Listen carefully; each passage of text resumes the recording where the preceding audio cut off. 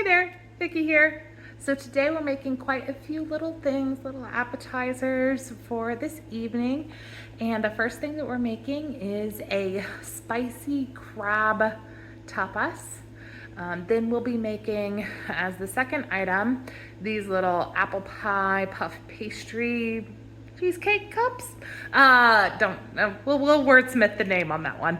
And then after that, we're going to make some Parmesan bacon garlic knots, and then these little watermelon refresher cups. I don't know. We're working it. So let's get to it. All right, first things first, I needed a pan.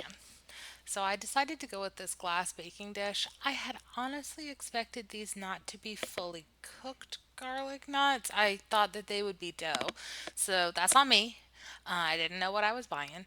Highly recommend that you get just from the freezer section raw bread dough or make your own raw bread dough or raw pizza dough, because I think the fact that these were already cooked was part of the reason that this was not super duper successful.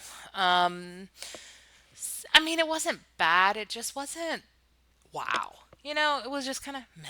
So, anywho, I decided that the first pan was too big, put them in a smaller pan, and then I topped them with a generous amount of Parmesan cheese. Then I decided that they needed more butter because everything's better with more butter. So I melted just a couple of tablespoons of butter there, and I did need to get our bacon going. Now the recipe called for 6 slices of bacon. I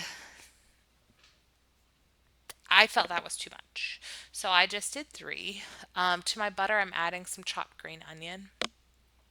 And then I went to go get my bacon out of the fridge. And this pan was also just way too small. Yay for having dishes, dirty dishes. So anywho, 3 pieces of bacon is what I decided to go with. It could have used more. I did not personally really taste the bacon on these. So yeah, 6 is probably appropriate. This is what I get for deviating from the recipe. So I just pan fried these. They didn't take very long to cook up, to be honest.